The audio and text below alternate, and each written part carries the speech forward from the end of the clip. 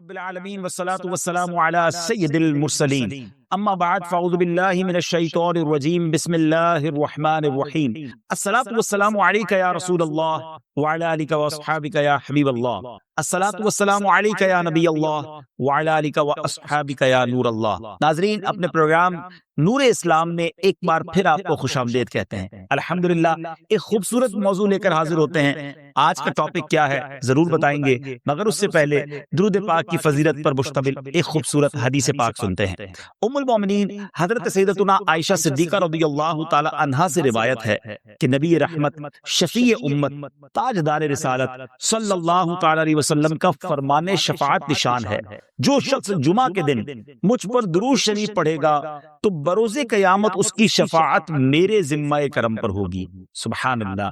تو ناظرین، کیوں نہ پھر ہم درود پاک کثرت سے پڑھا کریں، اور بالخصوص جمعہ کا دن جب آئے تو اسپیشلی خاص طور پہ کثرت کے ساتھ درود پاک پڑھنا ہے۔ ایک اور حدیث پاک ہے جس کا مضمون ہے کہ جو کوئی شخص مجھ پر جمعہ کے دن 200 بار درود پاک پڑھے، اللہ تعالیٰ اس کے 200 برس کے گناہوں کو معاف فرما دیتا ہے۔ تو پھر کیوں نہ ہم درود پاک کی کثرت کرتے رہا کریں۔ آئیے مل کر محبت کے ساتھ با آواز بلند درود پاک پڑھ لیجئے۔ صلو علی الحبیب صلی اللہ تعالی علی محمد صلی اللہ علیہ وسلم۔ ناظرین، آج کا جو موضوع ہے وہ بڑا امپورٹنٹ ہے۔ ہمارے آس پاس رہنے والے، ہمارے پڑوسی، ہمارا ان کے ساتھ کیا برتاؤ ہونا چاہیے، ہمارے پڑوسیوں کے ساتھ ہمارا ایٹیٹیوڈ کیا ہونا چاہیے، اور ہمارا اسلام ہمیں اس بارے میں کیا سکھاتا ہے۔ ہر گھر کی ضرورت ہے۔ تمام ناظرین توجہ کے ساتھ آج سنیے گا۔ بہت ساری وجوہات کی بنا پر اپنے پڑوسی سے یا تو ہم ناراض بیٹھے ہیں یا ہمارا پڑوسی ہم سے ناراض ہے۔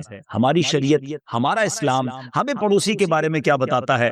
خوبصورت واقعات، احادیث اور قرآن پاک کی آیات کے ذریعے آج ہم سمجھنے کی کوشش کریں گے۔ حضرت سیدنا عبداللہ ابن رجاعہ رضی اللہ تعالیٰ عنہ بیان کرتے ہیں کہ کوفہ میں امام اعظم ابو حنیفہ رضی اللہ تعالیٰ عنہ کے پڑوس میں ایک موچی رہتا تھا۔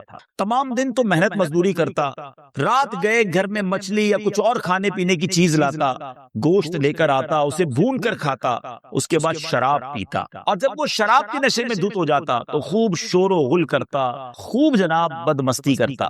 اب رات گئے تک یہ سلسلہ جاری رہتا۔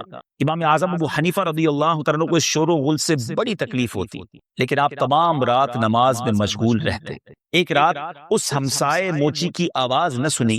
صبح کو اس کے بارے میں آپ نے پوچھا کہ وہ کدھر ہے، رات اس کا شور نہیں سنائی دیا، تو پتہ چلا کہ رات اس کو سپاہیوں نے پکڑ لیا ہے اور وہ قید میں ہے۔ امام اعظم ابو حنیفہ رضی اللہ تعالیٰ عنہ اتنے بڑے وقت کے امام ہیں، صبح کی نماز ادا کر کے اپنی سواری پر سوار ہو کر خلیفہ کے پاس پہنچے۔ خلیفہ نے جب امام اعظم کو دیکھا تو بڑے احترام کے ساتھ، بڑی جس کو کہیں کہ ریسپیکٹ کے ساتھ اپنے جو ہے وہ تخت تک لایا، اپنے سپاہیوں کو حکم دیا کہ ان کو سواری سے نہ اترنے دینا۔ محل کے اندر بھی گویا سواری کے ساتھ ان کو استقبال کیا گیا۔ اب سپاہیوں نے ایسا ہی کیا۔ اب خلیفہ نے عرض کی کہ حضور کیسے تشریف لائے، کس وجہ سے آنا ہوا؟ تو آپ نے فرمایا میرا ایک ہمسایہ موچی ہے، کل رات سپاہیوں نے اسے پکڑ لیا ہے، اس کی آزادی کا آپ حکم فرما دیجئے۔ خلیفہ نے فوراً فرمان جاری کر دیا کہ موچی کو فوراً رہا کر دو، اور ہر اس قیدی کو بھی رہا کر دو جس کو آج پکڑ کے لائے ہو۔ امام اعظم آئے ہیں، ان کے آنے کی خوشی میں سارے قیدی جو آج پکڑے گئے سب کو رہا کر دو۔ پھر امام اعظم رضی اللہ تعالیٰ عنہ اپنی سواری پر چل دیے۔ وہ ہمسایہ موچی جو تھا ان کے پیچھے پیچھے چلنے لگا۔ امام اعظم نے پوچھا اے نوجوان، کیا ہم نے تمہیں کوئی تکلیف دی ہے؟ اس نے عرض کی نہیں، آپ نے تو میری مدد فرمائی ہے، میری سفارش بھی کی ہے، اللہ تعالیٰ آپ کو اس کی بہتر جزا عطا فرمائے، آپ نے اپنے ہمسائے کی حرمت کا حق ادا فرمایا ہے۔ اس کے بعد اس شخص نے توبہ کی اور اپنے گناہوں سے باز آ گیا۔ ناظرین، یہ تھے وقت کے امام، کروڑوں حنفیوں کے پیشوا حضرت نعمان بن ثابت، جن کو آج ہم امام اعظم ابو حنیفہ رحمۃ اللہ تعالی علیہ کے نام سے جانتے ہیں۔ اسلاف کا اپنے پڑوسیوں کے ساتھ یہ انداز تھا۔ یقیناً وہ شخص غلط کرتا تھا، وہ شرابی بھی تھا، وہ شور و غل بھی کرتا تھا، لیکن صبر کیسا تھا، اور اس صبر نے، اس محبت نے، اس پڑوسی کے خیال والے ایٹیٹیوڈ نے اس شخص کو توبہ پر مجبور کر دیا۔ اگر ٹٹ فار ٹیٹ کیا جاتا، جیسے کو تیسا کیا جاتا، شور کا جواب شور سے دیا جاتا اور بدتمیزی کا جواب بدتمیزی سے دیا جاتا، تو نہ اس نے توبہ کرنی تھی، نہ ذرا معاملہ سدھرنا تھا۔ ہماری شریعت ہمیں یہی تو سکھاتی ہے، اس صبر کے ساتھ، حکمت عملی کے ساتھ معاملے کو ٹیکل کیا جائے۔ کسی کی بدتمیزی کا جواب بدتمیزی نہیں ہوتا ناظرین، اینٹ کا جواب پتھر نہیں ہوتا۔ کچھ لوگ بڑی عجیب بعض اوقات بات کرتے ہیں کہ جناب ہم شریف کے ساتھ شریف ہیں اور بدماش کے ساتھ بدماش ہیں۔ مجھے آج تک یہ بات سمجھ نہیں آئی کہ وہ بٹن کہاں لگا ہوتا ہے کسی شریف شخص میں کہ وہ بدماش کو دیکھ کر بدماش ہو جاتا ہے۔ جناب شریف تو شریف کے ساتھ بھی شریف ہوتا ہے اور بدماش کے سامنے بھی شریف ہی ہوتا ہے، جبھی تو اس بدماش کی جناب اصلاح ہوگی۔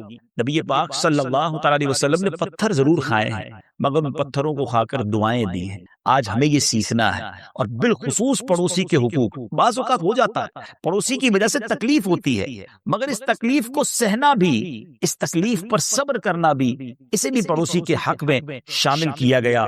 یاد رکھیے نبی پاک صلی اللہ علیہ وسلم کا فرمان کیا ہے؟ آقا فرماتے جن لوگوں سے اللہ عز و جل محبت فرماتا ہے اس میں وہ شخص بھی شامل ہے کہ جس کا برا پڑوسی اسے تکلیف دے تو وہ اس کی تکلیف رسانی پر صبر کرے، یہاں تک کہ اللہ عز و جل اس کی زندگی یا موت کے ذریعے کفایت فرمائے۔ اللہ اکبر۔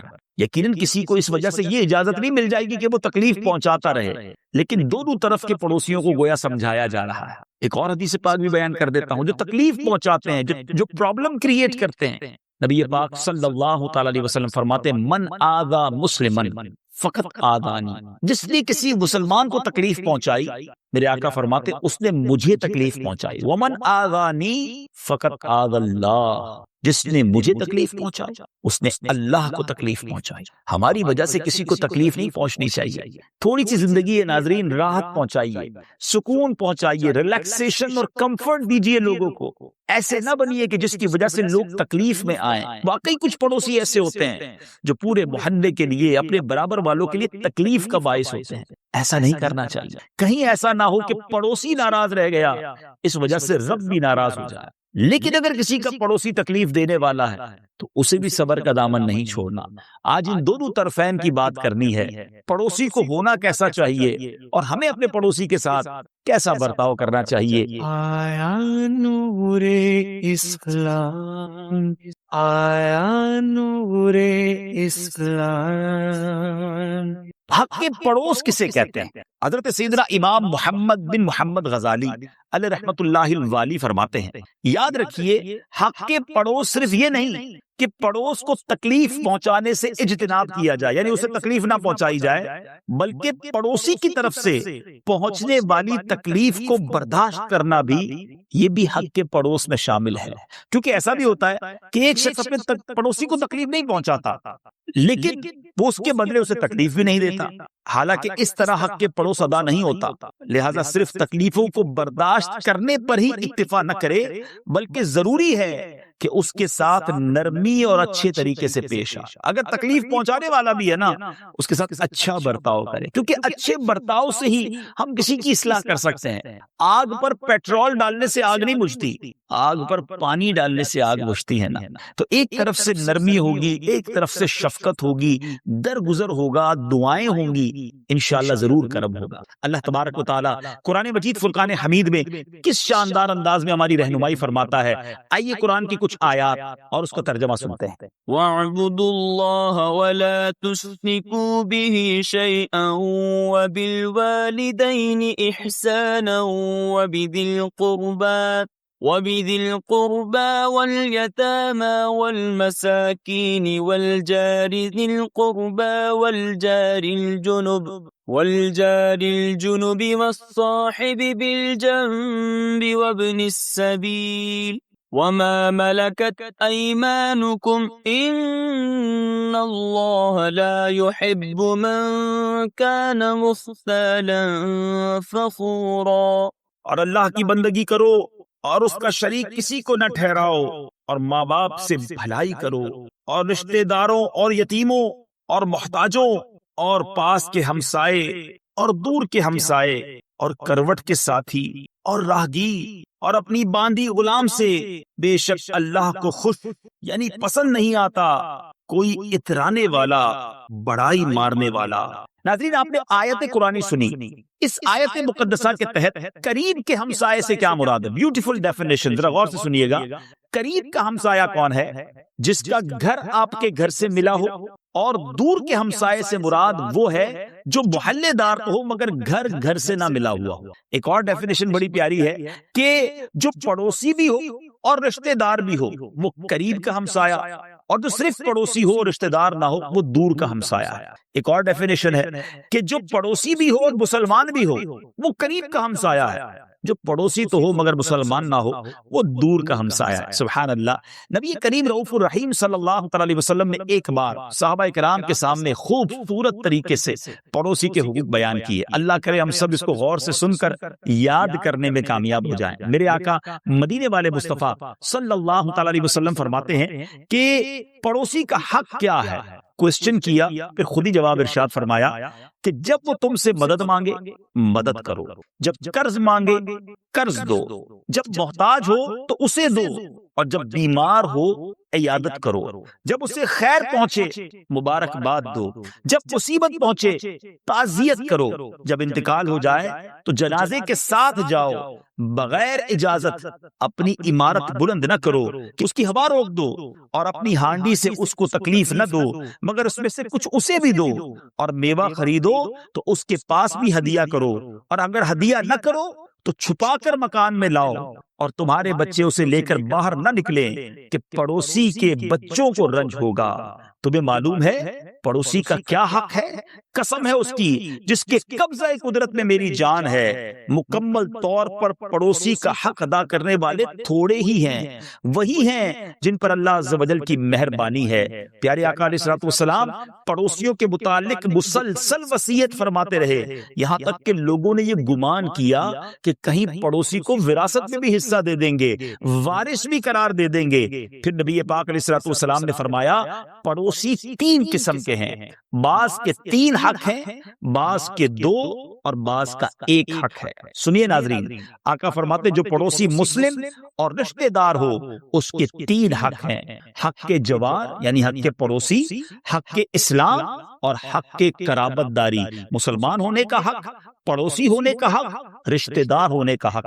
پھر فرمایا مسلم پڑوسی کے 2 حق ہیں، مسلمان ہونے کا حق، پڑوسی ہونے کا حق، اور غیر مسلم پڑوسی کا صرف 1 حق ہے کہ وہ حق کے جوار ہے، وہ پڑوسی ہے۔ یہ ایک ہی حدیث گویا پروسپیکٹس ہے، یہ ایک ہی حدیث طریقہ زندگی ہے کہ پڑوسیوں کو آپس میں کیسے رہنا ہے۔ واٹ اے بیوٹیفل حدیث، کیسا کمپلیٹ ریلیجن ہے اسلام کہ پڑوسی کے ساتھ رہنا کیسے ہے۔ آج گھر بلند کرتے ہیں، دیوار بلند کرتے ہیں، اپنا کام سیدھا ہو جائے، پڑوسی کو تکلیف ہوتی ہو تو ہو جائے، آج پڑوسی سے کوئی نہیں پوچھتا۔ یہاں تک اسلام کہتا ہے اپنی ہانڈی سے تکلیف نہ دو، کھانا بنائیں تھوڑا اسے بھی بھیجیں تاکہ اس کی دل میں بھی خوشی داخل ہو۔ بعض اوقات پڑوسی غریب ہوتے ہیں، گھر میں کوئی مہنگی چیز آئے، جیسے آج کل لوگ ہوٹل سے کھانا منگواتے ہیں، ریسٹورنٹ سے آپ نے کھانا منگوایا، بچوں کے لیے آئس کریم منگوائی ہے، تو ایسے وقت میں نہ منگوائیں کہ پڑوسی کے بچے دیکھیں وہ اپنے والد سے ضد کرتے ہیں، والد نہیں خرید سکتا، انہیں رنج پہنچتا ہے۔ آپ نے اپنے بچوں کو تو نعمت کھلا دی، پڑوسی کے بچوں کو رنجیدہ کر دیا۔ اگر ایسی کوئی قیمتی چیز آپ منگا رہے ہیں جو آپ ان کو نہیں دے سکتے تو ایٹ لیسٹ اس کو چھپا کر لائیں۔ کھانا کھانے کے بعد اس کے ریپر، اس کی شاپنگ بیگز، اس کے پیکٹ اپنے گھر کے باہر نہ رکھیں کہ بچے دیکھیں گے کہ برابر میں کیا کھانا آیا تھا، انہوں نے آج کیا منگوایا تھا۔ دیکھیں یہ کیا خوبصورت مذہب ہے، تاکہ کسی کے دل میں رنج داخل نہ ہو، خوشی داخل کرنے والے بنے۔ تھوڑا سا اگر برابر میں بھی بھجوا دیں گے ان کے دل میں خوشی ہوگی۔ آئیے میں آپ کو ناظرین، یہ تو میرے آقا کا فرمان، قرآن پاک کی آیات آپ نے سن لی، ہمارے اسلاف کا ایٹیٹیوڈ کیا تھا، ہمارے بزرگان دین نے اس کو کس طرح لیا اور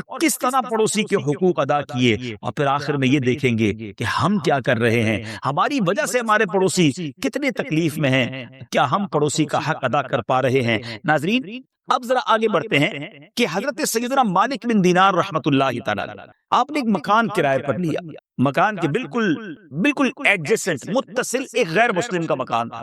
وہ بغض و عناد کی بنیاد پر آپ سے وہ برا فیل کرتا تھا، آپ کے بارے میں آپ بڑے مسلمانوں کے پیشوا تھے، اس کے پرنالے کے ذریعے یعنی جس سے بارش کا پانی آتا ہے، روزانہ گندا پانی غلاظت آپ کے گھر میں ڈالتا۔ ذرا غور کیجیے، آج ہمارے گھر کے باہر غلطی سے ہی پڑوسی کا بچہ کچرے کی تھیلی رکھ جائے، ہم کیا کرتے ہیں؟ فوراً لڑائی کے لیے تیار، آستینیں چڑھائیں اور جناب جا کر جو منہ میں آیا بک دیا، پوچھتے بھی نہیں کہ ہو سکتا ہے غلطی سے رکھ دیا، بھول کر رکھ دیا۔ تھوڑا تو پیشنٹ ہونا چاہیے۔ حضرت مالک بن دینار زمانے کے امام ہیں، آپ کے گھر میں روزانہ وہ گندگی ڈال رہا ہے، آپ کیا کرتے؟ پانی ڈالتے اسے صاف کر لیتے۔ روز وہ ڈالتا گندگی، آپ پانی ڈالتے اور صاف کر لیتے۔ کچھ دن کے بعد وہ خود ہی آیا، کیونکہ آپ کی طرف سے شور نہیں ہوا نا، آپ کی طرف سے کوئی رپلائی نہیں گیا، کوئی جھگڑا نہیں ہوا، وہ شخص خود آ گیا، آ کے کہتا ہے کہ حضور یہ جو گندگی گرتی ہے آپ کو اس سے تکلیف نہیں ہوتی؟ آپ نے فرمایا پرنالے سے جو گندگی گرتی ہے میں پانی ڈالتا ہوں، دھو ڈالتا ہوں، پھر جھاڑو مار دیتا ہوں۔ اس نے کہا کہ آپ کو غصہ نہیں آتا؟ میں روز گندگی ڈالتا ہوں، آپ کو غصہ نہیں آتا؟ تو آپ نے فرمایا کہ آتا تو ہے مگر میں غصہ پی جاتا ہوں، کیونکہ اللہ تبارک و تعالیٰ قرآن مجید میں ارشاد فرماتا ہے۔ آپ نے اس غیر مسلم کو آیت قرآنی سنائی کہ ہمارا دین کیا ہے، ہمارا مذہب، ہمارا قرآن ہمیں یہ سکھاتا ہے، غصہ مجھے بھی آتا ہے مگر میں پی جاتا ہوں، کیونکہ میرا رب قرآن میں فرماتا ہے وَالْكَاظِمِينَ الْغَيْظَ وَالْعَافِينَ عَنِ النَّاسِ وَاللَّهُ يُحِبُّ الْمُحْسِنِينَ۔ ترجمہ کنز ایمان، اور غصہ پینے والے اور لوگوں سے درگزر کرنے والے اور نیک لوگ اللہ کے محبوب ہیں۔ اللہ اکبر۔ اس غیر مسلم شخص نے جب یہ سنا تو وہ کہتا ہے حضور اپنے گھر کی گندگی کو بعد میں صاف کیجیے گا، پہلے میرے دل کی گندگی کو صاف کیجیے۔ کلمہ پڑھ کر مسلمان ہو گیا۔ ناظرین ذرا سوچئے اگر ہم اس کی جگہ ہوتے، ہمارا کوئی غیر مسلم پڑوسی ہمارے اچھے ایٹیٹیوڈ کی وجہ سے مسلمان ہو سکتا ہے؟ پلیز اپنے بارے میں غور کر لیں۔ ہمارا تو حال یہ ہے، اکثر لوگوں کا حال یہ ہے کہ ان کا مسلمان پڑوسی ان کے ایٹیٹیوڈ کی وجہ سے پریشان ہے۔ غیر مسلم اسلام قبول کرنا تو دور کی بات ہے، آج مسلمان سے پریشان ہے ان کے ایٹیٹیوڈ، ان کے انداز کی وجہ سے۔ درگزر سے کام لیجئے، محبت دیں گے تو محبت ملے گی، یہ دنیا کا دستور ہے۔ اگر آپ کسی کو ریسپیکٹ دیں گے وہ آپ کی عزت کرے گا۔ اگر آپ چاہتے ہیں کہ لوگ آپ کے ساتھ اچھا برتاؤ کریں، کچھ لوگ یہ کہتے نظر آتے ہیں یار میری کوئی نہیں سنتا، مجھ سے کوئی محبت ہی نہیں کرتا، کوئی عزت ہی نہیں کرتا۔ آپ کس سے محبت کرتے ہیں؟ آپ کس کو عزت دیتے ہیں؟ جی ہاں، عزت دینے والے کو عزت ملتی ہے، پیار دینے والے کو پیار ملتا ہے۔ آپ مسکرائیں گے تو کوئی آپ کو دیکھ کر مسکرائے گا نا۔ یہ جو شکوہ ہے نا کہ مجھے یار کوئی پوچھتا نہیں، مجھ سے دوستی نہیں کرتا، مجھے ریسپیکٹ نہیں دیتا، there is something wrong in yourself۔ Check کیجئے یار مجھ سے ہی محبت کیوں نہیں ہے، باقی تو سب مسکرا کر ملتے ہیں۔ it means something wrong in me، مجھے پتا ہونا چاہیے کہ میرے اندر کوئی خرابی ہے۔ آیا نور اسلام، آیا نور اسلام۔ اسلام کتنا خوبصورت مذہب، اور ہمارے اسلاف نے پروف کیا پڑوسی کے حقوق کیسے ادا کیے۔ اتنا بڑا نام ہے حضرت بایزید بستامی رحمۃ اللہ تعالیٰ علیہ کا۔ آپ کے بارے میں آتا ہے کہ آپ کا غیر مسلم پڑوسی تھا، وہ سفر پر چلا گیا، اس کے بال بچے گھر پر تھے، رات کو اس کا بچہ روتا تھا۔ آپ نے اپنی زوجہ سے پوچھا کہ یہ کیا وجہ ہے کہ ہمارے پڑوسی کا بچہ رات کو روتا ہے؟ تو کہا کہ ان کے گھر میں چراغ نہیں ہے، اندھیرا ہوتا تو بچہ رونے لگ جاتا ہے۔ آج کل تو لائٹ کا زمانہ ہے نا ناظرین، اس زمانے میں تو چراغ، کندیل، اس طرح کا معاملہ ہوتا تھا۔ تو آپ کیا کرتے؟ روزانہ چراغ میں خوب تیل بھر کے پڑوس میں بھجوا دیتے تاکہ اس کا بچہ جو ہے وہ سکون سے سو جائے۔ اب یہ کنٹینیو ہوتا رہا۔ اب وہ غیر مسلم شخص جب واپس آیا اور اس کی وائف نے اس کو بتایا، اس کی زوجہ نے بتایا کہ تمہیں پتہ ہے کیا ہوا؟ بچہ روتا تھا، برابر میں جو مسلمانوں کے بہت بڑے ولی ہیں، بزرگ ہیں، وہ روزانہ چراغ بھر کر بھجواتے رہے۔ اللہ اکبر۔ وہ غیر مسلم نے کیا کہا کہ جس گھر میں بایزید کا چراغ آ گیا ہے وہاں کفر کا اندھیرا کیسے رہ سکتا ہے؟ کلمہ پڑھ کر وہ بھی مسلمان ہو۔ ناظرین کتنے واقعات سناؤں، پہلے میں نے آپ کو قرآن کی آیات بتائیں، نبی پاک کی حدیثیں بتائیں کہ میرے آقا پڑوسی کے حقوق کے بارے میں کیا فرماتے ہیں، اور پھر ہمارے اسلاف کا ایٹیٹیوڈ بتایا۔ بعض اوقات ہم نمازیں پڑھتے ہیں، روزے بھی رکھتے ہیں۔ مجھے بہت سارے نمازی، روزہ دار، حاجی، صدقہ دینے والے سن رہے ہوں گے، بریلینٹ، بہت اچھی بات ہے، آپ یہ نیک کام عام کر رہے ہیں، بہت اچھی بات ہے، لیکن یہ سارے حقوق اللہ ہیں۔ حقوق اللہ بالکل پورے کرنے چاہیے، لیکن اگر کوئی شخص حقوق اللہ میں کوتاہی کرتا ہے نا ناظرین، اور سچی توبہ کر لے، اللہ اسے معاف فرما دیتا ہے۔ لیکن کوئی شخص بندوں کے حقوق پامال کرے، حقوق العباد میں کوتاہی کرے، پھر اللہ سے توبہ کرے، اللہ کی مشیت ہے، اس کی مرضی ہے کہ جب تک بندہ بھی معاف نہ کرے وہ معاف نہیں فرماتا۔ تو نمازیں تو ہوں، روزے بھی ہوں، اور پڑوسی ناراض ہوں، پریشان ہوں، یہ زندگی اچھی نہیں ہے۔ میں آپ کو حدیث پاک سناتا ہوں۔ ایک بار نبی پاک صلی اللہ تعالی علیہ وسلم کی بارگاہ میں ایک شخص نے عرض کی کہ حضور ایک عورت ہے جو نماز، صدقہ اور روزوں کی کثرت کی وجہ سے بڑی مشہور ہے، مگر وہ اپنی زبان سے پڑوسیوں کو تکلیف دیتی ہے۔ نماز بھی ہیں، روزے بھی ہیں، صدقے بھی ہیں۔ تو پیارے آقا علیہ الصلوۃ والسلام نے فرمایا وہ جہنمی ہے۔ ارے نمازی، روزہ دار، صدقہ دینے والی بھی ہے، لیکن تکلیف دیتی ہے پڑوسیوں. دوسرا کوسچن کیا گیا، حضور ایک عورت ہے، نماز روزوں میں کچھ کمی ہے، پنیر کے ٹکڑے صدقے کرنے کے باعث پہچانی جاتی ہے، صدقہ بھی کوئی بہت بڑا نہیں کرتی، لیکن اپنے پڑوسیوں کو تکلیف نہیں دیتی. آپ علیہ الصلوۃ والسلام نے ارشاد فرمایا وہ جنتی ہے. اللہ اکبر. ناظرین یہ شاندار حدیث پاک ہے. ہمارے پڑوسی ہم سے مطمئن ہونا چاہیے. یہاں تک روایتوں کا مضمون ہے کہ جس کے پڑوسی اس سے راضی، اس سے اس کا رب راضی. جب پڑوسی جس سے خوش ہیں، پڑوسی کہیں اچھا آدمی تھا، اللہ اس کی مغفرت فرما دیتا ہے. اب ہم غور کریں ہمارے بارے میں ہمارے پڑوسیوں کا کیا خیال ہے. خدا را اس پر غور کرنا ضروری ہے. اسلام بہت کمپلیٹ ریلیجن ہے. نماز، روزے، حج، زکوٰۃ اٹس مور امپورٹنٹ، لیکن اس کا مطلب یہ نہیں ہے کہ لوگوں کے حقوق کا خیال نہیں رکھنا. اچھا مسلمان وہ ہے جس سے اس کا پڑوسی خوش ہے، تکلیف پہ نہیں ہونا چاہیے. ایک اور حدیث پاک سنیے، نبی پاک علیہ الصلوۃ والسلام نے فرمایا بہت سے پڑوسی قیامت کے دن اپنے پڑوسی کا دامن پکڑ لیں گے. مظلوم پڑوسی عرض کرے گا یا اللہ اس سے پوچھ، اس نے مجھ پر اپنا دروازہ بند کر رکھا تھا، اپنی ضرورت کی زائد چیزیں مجھ سے روک رکھی تھیں. اب ذرا بتائیے اگر پڑوسی نے قیامت کے دن اللہ کی بارگاہ میں ہمارا دامن پکڑ لیا تو ہم کدھر جائیں گے؟ ایسا نہ کرے ناظرین. کبھی مشکل آتی ہے نا تو پڑوسی کام آتے ہیں. اچھے پڑوسی یہ اللہ کی بڑی نعمت ہے. آپ گھر سے باہر ہیں اور گھر پہ کوئی پرابلم ہو گئی، کوئی ایکسیڈنٹ ہو گیا، اللہ نہ کرے آگ لگ گئی، کون فوری ریئیکٹ کرے گا؟ آپ کے برابر والے. بعض اوقات گھر میں کوئی نہیں ہوتا اور آگ لگتی ہے تو پڑوسی سے محبت اتنی ہوتی ہے کہ وہ خود ہی آ کر آگ بھی بجھا دیتے ہیں. کوئی چوری کا معاملہ ہوتا ہے اس پہ ریئیکٹ کرتے ہیں. مصیبت میں بچوں کو کوئی پرابلم ہو جائے ہاسپٹل لے کے جاتے ہیں، کیونکہ بھائیوں جیسا تعلق، رشتہ داروں جیسا تعلق پڑوسیوں سے ہوتا ہے.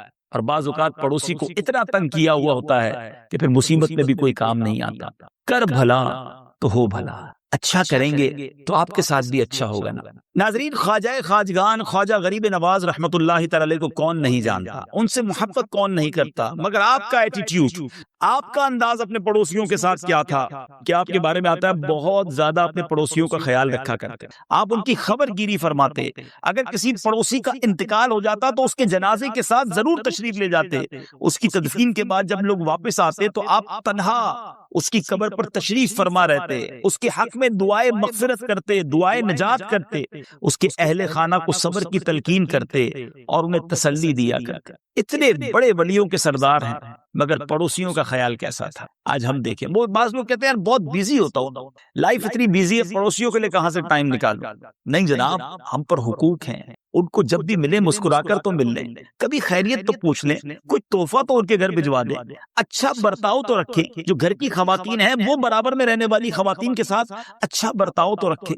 روز لڑائی، روز جھگڑا، روز شور شرابہ، یہ اسلام نہیں ہے. اب آئیے آخر میں علماء نے جو پڑوسیوں کے حقوق ڈیفائن کیے ہیں ایک بار پھر ریپیٹ کر دیتا ہوں، تاکہ اگر میرا کوئی بھائی، اگر کوئی میری بہن پڑوسیوں سے لڑائی جھگڑا کرتے ہیں، ناراضگی ہے، اگر آپ کو لگتا ہے انہوں نے غلط کیا ہے، کوئی بات، آپ آگے بڑھ کر معافی مانگ لیں، کوئی تحفہ لے کے چلے جائیں. آج جو کھانا پکایا نا جی، آج جو آپ نے سحری افطار میں بنایا ہے وہی بھجوا دیں.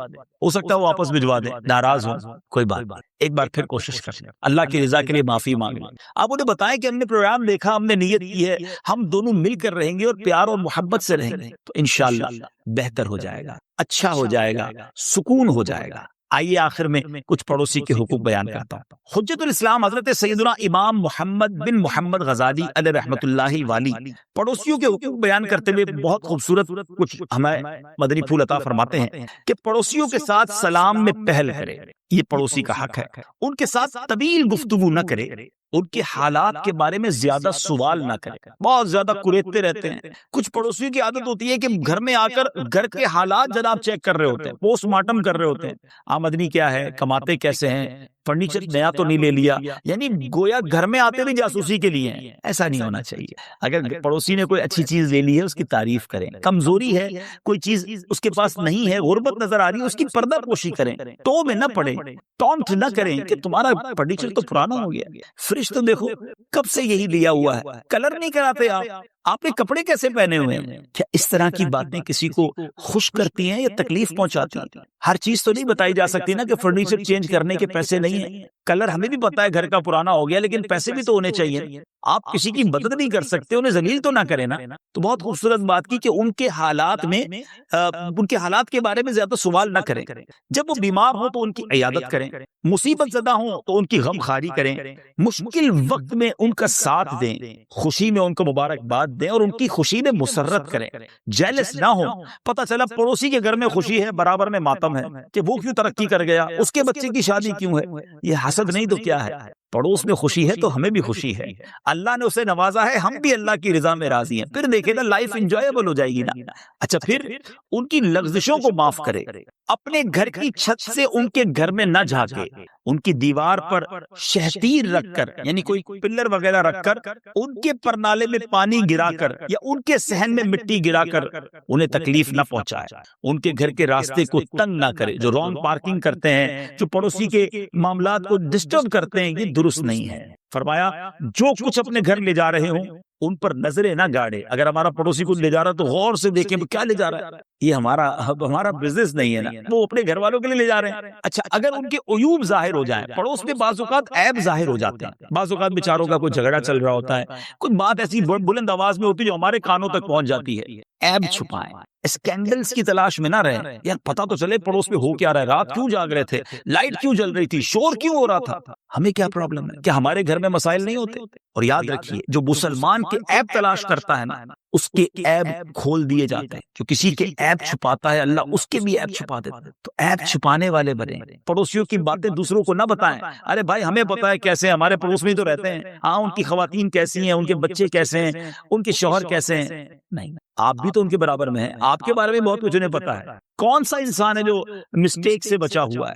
عیب چھپائیں اور خوبیوں پر نظر کریں، کوئی پوچھے بھی تو اچھے انداز میں تعارف پیش کریں۔ اسی طرح دین و دنیا کے جس معاملے میں انہیں رہنمائی کی ضرورت ہو ان میں رہنمائی کرے۔ تو بہرحال ناظرین، آج مختصر سے پروگرام میں پڑوسیوں کے حقوق بیان کرنے کی کوشش کی ہے۔ اللہ کرے کہ دل میں اتر جائے میری بات۔ ماہ رمضان ہے، اگر کسی پڑوسی سے ناراضگی چل رہی ہے، دل دکھا دیا ہے، معافی مانگ لیجئے، آگے بڑھیے، دل جوڑ لیجئے، تھوڑی سی زندگی ہے، محبت سے جیے، خوشیوں کے ساتھ جیے، اور انشاءاللہ پڑوسی کے حقوق ادا کریں گے، اللہ اور اس کے رسول بھی راضی ہو جائیں گے، اور شاید یہی ہماری مغفرت کا ذریعہ بن جائے۔ انشاءاللہ اس طرح کے پروگرامز دیکھتے رہیں گے، بہت کچھ سیکھتے رہیں گے۔ آئیے چلتے ہیں ہمارے سیگمنٹ کی طرف جس کا نام ہے فیضان رمضان۔ آیا نور اسلام، آیا نور اسلام۔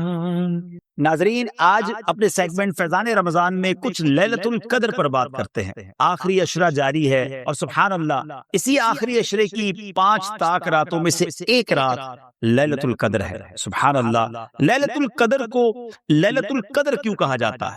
اس کی کیا وجہ ہے کہ اس رات کو دیگر راتوں پہ شرافت و قدر اس کی زیادہ ہے، اس لیے اسے لیلۃ القدر کہا جاتا ہے۔ یہ بھی منقول ہے کہ چونکہ اس رات میں جو نیک اعمال کیے جاتے ہیں وہ مقبول ہیں، بارگاہ الہی میں ان کی قدر کی جاتی ہے، اس لیے بھی اسے لیلۃ القدر کہتے ہیں۔ اور سبحان اللہ، بخاری شریف میں ہے، نبی پاک علیہ الصلوۃ والسلام کا فرمان ہے، جس نے لیلۃ القدر میں ایمان اور اخلاص کے ساتھ قیام کیا، یعنی نماز پڑھی، تو اس کے گزشتہ صغیرہ گناہ معاف کر دیے جائیں گے۔ یہ رات بڑی اہم ہے ناظرین، کتنی اہم ہے کہ اللہ تبارک و تعالیٰ نے اس ایک رات کی فضیلت کو بیان کرنے کے لیے پوری سورہ قدر قرآن میں نازل کی۔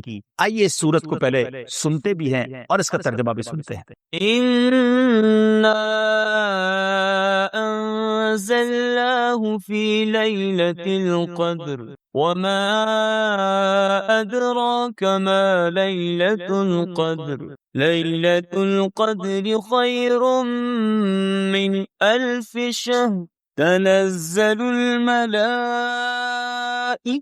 والروح فيها بإذن ربهم من كل أمر سلام هي حتى مطلع الفجر۔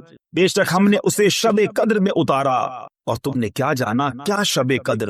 شب قدر 1000 مہینوں سے بہتر، اس میں فرشتے اور جبریل اترتے ہیں اپنے رب کے حکم سے ہر کام کے لیے، وہ سلامتی ہے صبح چمکنے تک۔ سبحان اللہ، سبحان اللہ۔ ناظرین، اس مقدس رات کے بارے میں ہمیں ہرگز غفلت نہیں کرنی چاہیے۔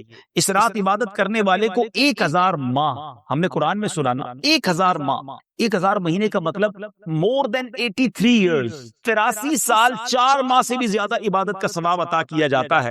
اور اس زیادہ کا علم کتنا زیادہ اللہ تعالی جانے یا اس کے بتائے سے اس کے پیارے حبیب صلی اللہ علیہ وسلم جانے کہ کتنا ہے۔ اس رات میں حضرت سیدنا جبریل امین اور فرشتے نازل ہوتے ہیں، پھر عبادت کرنے والوں سے مصافحہ کرتے ہیں۔ اس مبارک شب کا ہر ایک لمحہ سلامتی ہی سلامتی ہے۔ یہ سلامتی صبح صادق تک برقرار رہتی ہے۔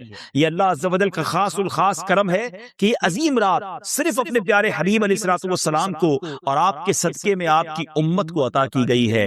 پھر اس ایک رات کی تلاش میں کیوں نہ کوشاں رہے۔ خوش نصیب ہیں وہ میرے بھائی جو اعتکاف کرتے ہیں۔ معتکف اعتکاف کی بڑی وجہ یہی ہے کہ شب قدر اسے ضرور مل جاتی ہے۔ جو اعتکاف میں ہیں انہیں مبارک ہو، لیکن وہاں بھی عبادت کرنی ہے، فضول باتوں سے بچنا ہے۔ اور جو اعتکاف میں نہیں ہیں انہیں چاہیے کہ کم از کم ان 5 راتوں میں، آخری طاق راتوں میں خوب عبادت کرے، اور بالخصوص 27ویں شب اٹس مور امپورٹنٹ، کیونکہ کئی جمہور علماء کا قول یہی ہے کہ 27ویں شب ہی شب قدر ہے۔ اور اس کی ایک بڑی پیاری کو یہ نشانی بھی بتاتے ہیں کہ سورہ قدر جو ہے، انا انزلناہ فی لیلۃ القدر، اس میں لفظ لیلۃ القدر جو ہے وہ 3 بار آیا ہے۔ لفظ لیلۃ القدر میں 9 حروف ہیں، 9 کو 3 سے ملٹیپلائی کریں تو جواب 27 آتا ہے۔ تو گویا یہ ایک اشارہ ہے کہ 27ویں رات شب قدر ہے۔ بہرحال ہمیں آخری عشرے کی تمام طاق راتوں میں عبادت کرنی ہے، خوب دعائیں کرنی ہیں، اللہ سے مغفرت کی خیرات طلب کرنی ہیں۔ میرے جتنے بھائی ہیں وہ قریبی عاشقان رسول کی مسجد میں جا کر دعاؤں میں، عبادتوں میں شامل ہو جائیں، اور جو میری بہنیں ہیں وہ اپنے گھر میں خوب دعاؤں میں، نوافل میں، تلاوت قرآن میں شامل رہے اور اس کی برکتیں حاصل کریں۔ انشاءاللہ اگلے پروگرام میں لیلۃ القدر کی نشانیاں کیا ہیں احادیث کے ذریعے اس پر بھی کچھ بات کریں گے۔ اللہ کریم سے دعا ہے رب کریم اس مبارک رات کی برکتیں ہم سب کو نصیب فرمائے۔ مغفرتوں کے پروانے تقسیم ہو رہے ہیں، اللہ ہم سب کی، ہمارے والدین کی اور ہم سب کے گھر والوں کی مغفرت فرمائے۔ آپ بھی میرے لیے دعا کیجئے گا، میں آپ سب کے لیے دعا گو ہوں کہ اللہ کریم اس ماہ رمضان میں کی گئی